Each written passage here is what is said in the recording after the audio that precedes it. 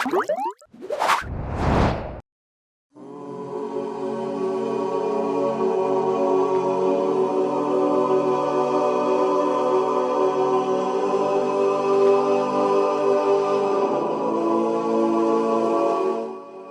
الله الرحمن الرحيم الحمد لله الذي وحده وصلى الله عليه وسلم من لا نبي بعده وعليه وصحبه أجمعين የተከበራችሁ ዩትዩብ ተከታታዮቻችን ኢንሻአላህ ዛሬም በአዲስ አርዕስት ትንሽ ነገር ልበላችሁ ብዬ መጥቻለሁ። ዛሬ ላይ ማንሳት የምፈልገው ምናልባት እንዲሁ በቤተሰብ ህይወት ውስጥ የሚስተዋሉ ችግሮቻችን በተለይ የትዳር ህይወት ላይ መቼም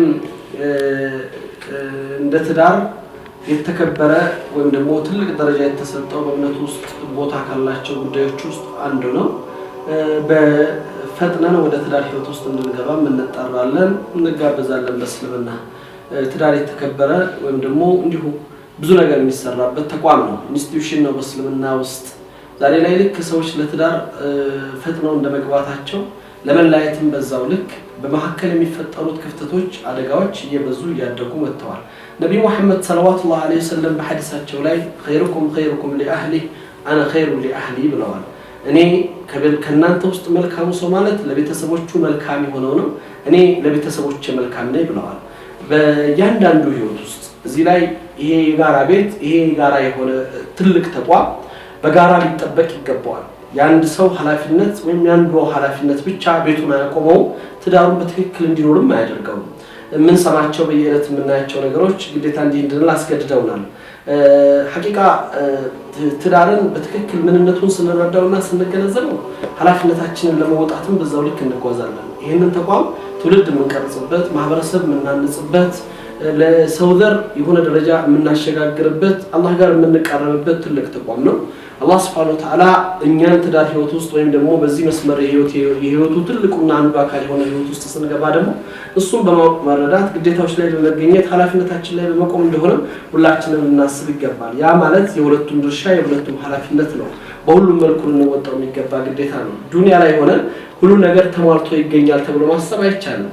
ክፍተቶች ይኖራሉ፣ አለመግባባቶች ይከሰታሉ። ችግሮች እንዴት እናርማቸው፣ በምንስ እናክማቸው፣ እንዴትስ እንለውጣቸው? ሰዎች የአላህን ትእዛዝ ሲጥሱ መመሪያውን ሲያፈነግጡ ከኃላፊነታቸው ላይ ሲወጡ የሚፈጥሯቸው ነገሮች ይኖራሉ። ወደ አስሉ መመለስ፣ ወደ መሰረቱ መምጣት፣ አንዱ ሌላው ላይ የሌለውን ሐቅ ሲፈልግ ሌላውም ወንዱ ሴቱ ላይ የሌለውን ሐቅ ይፈልጋል፣ ሴቱም ወንዱ ላይ የሌላትን ሐቅ ትፈልጋለች።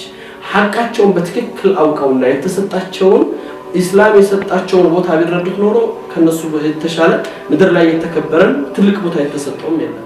ህይወትን ምናልባት ገንዘብ ላይ መራው ይችላል። በህይወት ላይ ለመኖር ቢያንስ የሚያስፈልጉ መሰረታዊ ነገሮች ይኖራሉ። ነገር ግን የቤትን ደስታ ሰላምን እሱ ሊያመጣው አይችልም።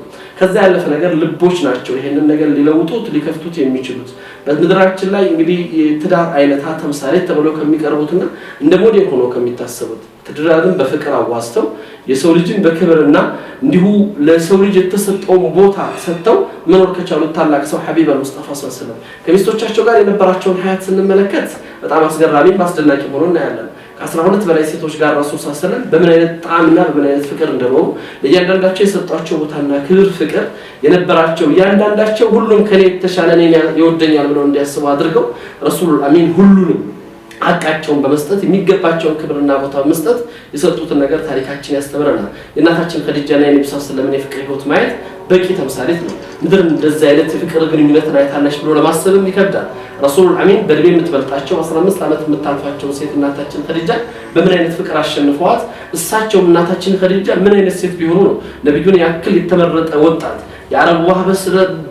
የአረቡ ማህበረሰብ ትልቅ ስብዕና ሊተጎናጸፈ ለነብይነት የታጨ ያን ኃላፊነት መሸከም የሚችልን ሰው ማንበርከክ የቻለ ምን አይነት ልብ እንደነበራቸው አስቡ። እናታችን ኸዲጃ በእድሜ የሚያንሳቸው ሰው በ15 ዓመት የሚበልጡትን ታላቅ ነብይ ሰለላሁ የነብዩ ልብ መግዛት የቻሉ ሴት ነበሩ። ዛሬ ስንቶቻችንን ወንዶቻችንን በፍቅር መግዛት የቻልነው? ስንቶች ወንዶችና ሴቶቻችንን በፍቅር ይዘን በፍቅር ማርከን እኛን እንዲያስቡ እንዲናፍቁ ማድረግ የቻልነው? ነው ወይስ ምን ነው እንደው በተገላገልኩት አይነት ስሜት የሚመጣብን ስንቶቻችን ነን? ወይም ደግሞ ለመለያየታችን ለመጣላታችን ምክንያት የምንፈልገው ስንቶቻችን ነን? ብዙ የሚያጣሉ ምክንያቶች ሊኖሩ ይችላሉ። እነዛ ምክንያቶች ግን እንደ ሰውነት የሚፈጠሩ ተጨባጭ እንጂ እርስ በርሳችን አንዱ አንዱን ለመጉጃ አንዱ አንዱን ለመግፊያ የሚሆኑ ምክንያቶች መሆን የለባቸውም። እናታችን አይሻ ታመው ራሳቸውን አሟቸው ነብዩ ቤት ሲገቡ እንዴት አመሸሽ አይሻ አሏቸው። አሞኛል አሏቸው። ረሱሉላህ አሚን ሰለላሁ ዐለይሂ ወሰለም ዱዓ አደረጉላት። ከዛ እናታችን አይሻ ጥያቄ ጠየቁ። እንደ ሰው የሚሰማቸው እንደ ሴት የሚሰማቸው ስሜት ያ ረቢየላህ እንደው እኔ ብሞት ምን ያደርጋሉ?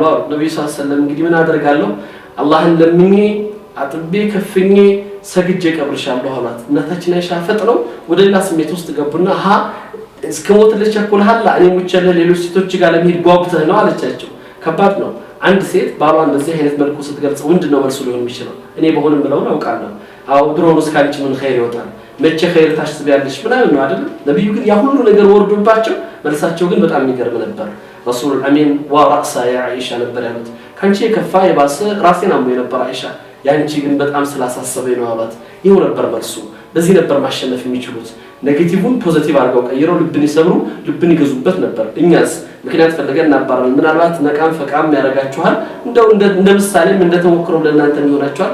በእስልምና ታሪክ ውስጥ በአቡ ሐኒፋ ዘመን አምስት ሴት ባንድ የፈታ ወንድ ታሪክ ይታወቃል። 5 ሴት እስልምና መግባት የሚፈቀደው 4 ሴት ነው። ግን ይሄ ሰውዬ ግን 4 ሚስት ብቻ ሳይሆን 5 ሰው ፈቷል። ሰውዬው 4 ሚስት ይዞ በአንድ ቤት ውስጥ ያኖራል። ባህሪው ትንሽ ኃይለኛ ነው። በአንድ ወቅት ቤት ሲመጣ ቂያማ ቆሟል። 4 ሴቶች ተጋጭተው በቃ ሁሉ ነገር እንዳይሆን ሆኗል። እርስ በርስ በጣም ወደ ተለያየ ደረጃ ደርሰዋል። ይሄንን ሲመለከት ቀጥታ ምን አደረገ? መጀመሪያ ላይ ሲገባ ይሄ ሁሉ ነገር እንዲፈጠር ምድር ላይ ተፈጠረው እንዲህ ይሄ ሁሉ ነገር እንዲፈጠር ያለሽው አንቺ ናት ይልና የመጀመሪያውን ትልቋን የመጀመሪያ ሚስቱን አንቺ ነሽ ለዚህ ሁሉ ታላቅ ሆነሽ ነገሩን የምታጠወው አንቺ ነሽ አንቺን ፈትቼሻለሁ ሲላት በጣም ትደነግጣለች። እሷ መደንገጥ ብቻ ሳይሆን ሁለተኛዋ ሚስት ትደነግጣለች። ምን ነካ አንተ ሰው እቺ 40 ዓመት ካንተ ጋር የኖረችን ሴት ዝም ብለህ ከመሬት ተነስተህ ትፈታታለህ ሲል አንቺ ምንሷ ነበርሽ ነው አንቺን ፈትቼሻለሁ ይላል። ሶስተኛውም ለዚህኛው ስትከላከል አረባካ አንተ ሰው ምን ያደረክ ነው አንቺንም ፈትቻለሁ። አራተኛው የመጨረሻው ትንሿም እነሱን ተከትላ ትሄዳለች። አንቺም ተፈትሻል አራታችሁን ፈትቻለሁ ይላል። በአንድ መድረክ አራቱንም ይፈታል ይሄ ሰው። ይሄ ነገር ሲፈጸም ይሄ ጩኸት ሲጫጫ ጎረቤት ይሰማሉና ጎረቤት ያለችው ሴት ደንግጣል። አንተ ሰው አላህን አትፈራም? 4 ሚስት በአንድ ሰዓትና በአንድ ቦታ ላይ ትፈታለህ? እንደው ትንሽ አላህን አትፈራም ስትለው እረድ የዘውጅኪ ወአንቲ ከማን ጣሊቅ አላት። ባልሽ ከፈቀደ አንቺንም ተፈትሻል አላት። ሰውየው ባልየው እዛው ነው ተቃጥሎ ነበር። ረዲት አለ ረዲት ወድጃለሁ አለ። 5ቱንም ሴት በወክልና እንደኛዋን አድርጎ 5ቱንም ሴት በአንድ ጊዜ ይፈታል።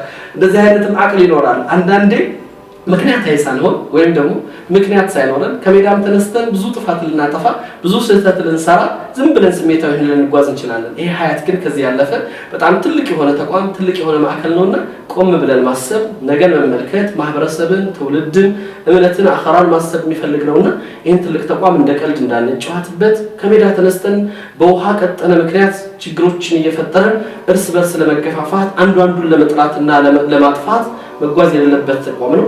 አላህ ዘንድ ተከብረን አላህ በምድር ላይ እንድንሰተር አላህ በምድር ላይ እንድንሰበሰብ አላህ በምድር ላይ እንድንጠበቅና ለሱ የበለጠ ቅርብ እንድንሆን የፈጠረልን ትልቅ ተቋም አላግባብ እንዳናፈርሰው አደራለሁ። ትውልድ የሚታነጽበት ማህበረሰብ የሚቀረጽበት አላህን የሚፈሩ ትውልዶች የሚፈሩበት ትልቅ ማዕከል ነው። በዚህ መሰብሰባችንን ትልቅ ጥበቃ እንደሆነ አውቀን መከፋቱ ወይም ደግሞ መሰበሩ ደግሞ ጉዳቱ የከፋ መሆኑን ተረድተን ራሳችንን እንድንጠብቅ ከስሜት ወጥተን ረጋ ብለን ነገሮችን ማየት እንድንችል አደራ ለማለት ነው። እንግዲህ አላህ Subhanahu Wa Ta'ala ትክክለኛው መንገድ ከሚይዙት በስርዓት በእርጋታ ነገሮችን ከሚመለከቱትና ከሚያስተናግዱት ሰዎች አላህ አድርገን ለሁላችንም እንግዲህ ትዳራችንን የተባረከ ያላገባነውንም ደግሞ አላህ ሷሊህ ትዳር አላህ ሰጥቶን ከጥፋት ለኡማው ጉዳት ከሚያመጣ ተግባርና እንዲሁም ደግሞ አላህን ከሚያስቆጣ ነገር ከምንርቅበትና ትውልድ የምናነጽበት ማህበረሰብ የምንፈጥርበት ለሰው ዘር የሚጠቅም ምሳሌ ምን ሆነበትና አላህ ዘንድ የምንቀርብበት ተቋም እንዲያደርግልን አላህ ለምናለው። አመሰግናለሁ። ወሰላሙ አለይኩም ወራህመቱላሂ ወበረካቱሁ።